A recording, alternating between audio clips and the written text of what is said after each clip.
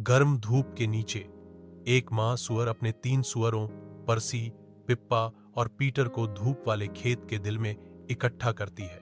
वह उन्हें बताती है कि अब बाहर निकलने और अपने घर बनाने का समय आ गया है। परसी, पिप्पा और पीटर ध्यान से सुनते हैं।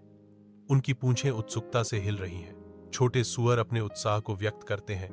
उनकी आंखें खुशी और घबराहट के मिश्रण से चमक रही हैं। अपनी मां को अलविदा कहते हुए वे अपने स्वयं के कारनामों पर निकलने की तैयारी करते हैं। एक आखिरी नजर के साथ तीनों छोटे सुअर मुड़ते हैं और उत्सुकता से भाग जाते हैं।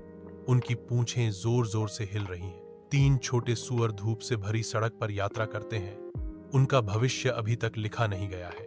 परसी की आंखें शरारती शरारत से चमक उठती हैं, क्योंकि वह एक ऐसे आदमी को देखता है जिसके पास भूसे से भरा एक ठेला है। अपने पैरों से बने घर का वादा परसी को खुशी से भर देता है। मासूम आकर्षण के साथ परसी अपनी हार्दिक प्रार्थना प्रस्तुत करता है, क्या मैं अपना घर बनाने के लिए कुछ पुआल ले सकता हूं? आदमी रुकता है। उसकी आंखें परसी पर घूमती हैं। सुअर की गंभीर विनती पर विचार करती हैं। धूप में नहाया हुआ तिनके का काट परसी के सपनों का केंद्र बिंदु बन जाता है। पिप्पा एक ठेले वाले आदमी की ओर जाते हुए सड़क पर चलती है। वह लकड़ी से लदी एक गाड़ी के सामने रुकती है। ध्यान से प्रत्येक टुकड़े की जांच करती है। कुछ देर सोचने के बाद पिप्पा पूछती है, क्या मुझे अपने घर के लिए कुछ लकड़ी मिल सकती है? आदमी जो अपनी गाड़ी के पास खड़ा था बस जवाब देता है, हाँ। पिप्पा सिर हिलाती है। अपने घर के लिए आवश्यक लकड़ी चुनने की तैयारी कर रही है। पीटर सुअर व्यस्त सड़क पर अकेले अपनी यात्रा जारी रखता है।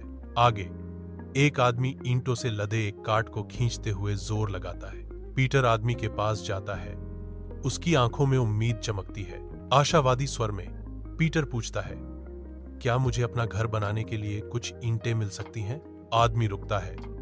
पीटर के गंभीर अनुरोध पर विचार करता है। ईंटें गाड़ी में भारी बैठी हैं, सपनों के प्रतीक बनने का इंतजार कर रहे हैं। सुबह की सुनहरी रोशनी में एक बड़ा भेड़िया परसी के पुआल के घर के पास आता है। भेड़िए के चेहरे पर एक मुस्कान फैल जाती है, क्योंकि वह परसी के विनम्र घर को देखता है। भेड़िए की आवाज शांति को चीरती है, छोटे सुअर, मुझे अंदर आने दो। अंदर से परसी का विद्रोही जवाब गूंजता है, नहीं नहीं, मेरी ठुड्डी की ठुड्डी के बाल से भी नहीं।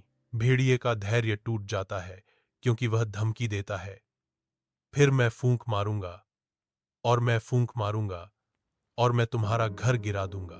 एक तनावपूर्ण शांति छा जाती है, क्योंकि भेड़िया अपनी धमकी को पूरा करने की तैयारी करता है।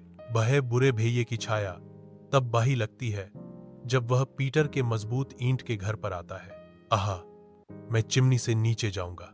पीटर हमेशा सतर्क भेड़िए की योजना सुनता है और तुरंत एक उबलते हुए आश्चर्य की तैयारी करता है। बड़ा बुरा भेड़िया उबलते बर्तन में गिर जाता है। आउच!